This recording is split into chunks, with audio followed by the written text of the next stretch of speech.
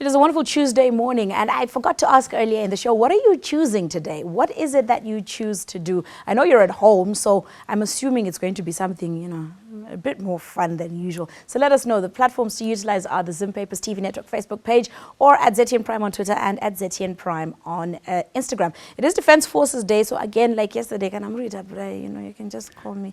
I won't say no. Anywho, we have a guest in studio today, and he is a young man who has been working his way through the music industry one song at a time. Hopefully, we will be able to understand what it is the younger generation are listening to. We have a completely different palette of taste when it comes to our musical preferences. But the younger ones, they're listening to something. It's quite interesting. So let's find out what's going on. His name is Delroy. He is currently under the HKD stable. Delroy, how are you doing? I'm doing great. How are you doing? I'm all right. Thank you for joining us. You're welcome. I'm actually honored I'm here. Tell me something. So, officially, you came under the stable in 2015. Yeah, man. What was happening before that? I was at school. I was still actually in school. 2015, I was doing my A-level, Form 5. Right, yeah, right. Man, so while you were at school, right, is there any activity that has you in the musical circles? The school, how in school you've got these competitions, you've got the talent shows, you've got this. Were you one of those who was taking part in those? I was never really the man to take part in that. Why? Well, I knew I was an artist, but I didn't think it was on the musical side of things. What did you think it was? Most of my art, I spent it on public speaking and debating. I was more of a speaker. I thought it was just me having to stand there and talk. Right, but, time moves and it always shows us something new, doesn't it? Right. Figured that it's actually the singing. So how did you get to music? It was more of a choice thing here, but music has always been part of me because, yes, I would here and there bust a note and then everybody would go, whoa, Okay. But I think it got to me rather because I can't really come up with a pinpoint image of how I ended up doing it this way, but I found myself in a studio, and from that day onward, I never stopped going into there, and I don't think I'll stop anytime soon. How did you meet Freeman and crew? I met Freeman through Rodney. Rodney, the man who's at MTM now. Right. Rodney is from Marondera, so we are blood and family.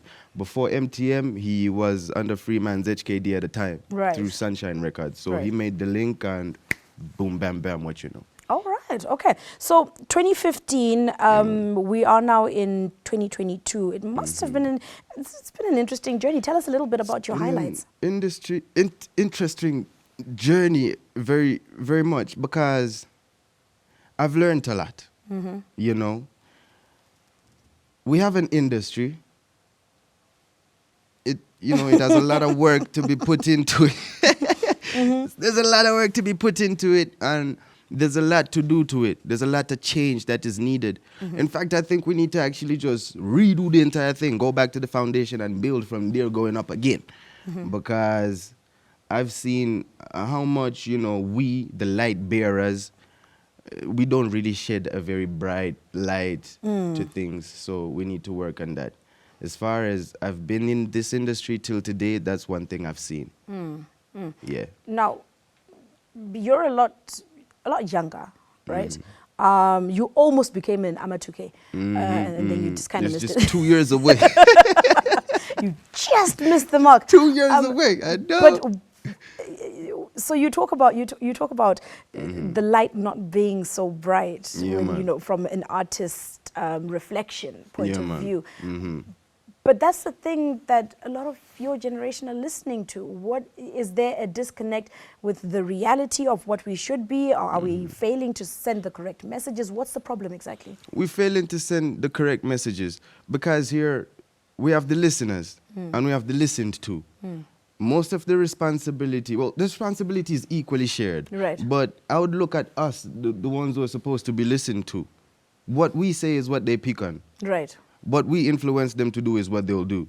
So if you see them going the left side, it's definitely us who went, everybody go like that. They go the right side, it's definitely us who went, everybody go like that. That's why I'm talking about the light shedding process here. The lights we are shedding, we the light shedders, is just not really the lights that we should shed. Now, personally, what's been your highlight so far of your career? truth and reality.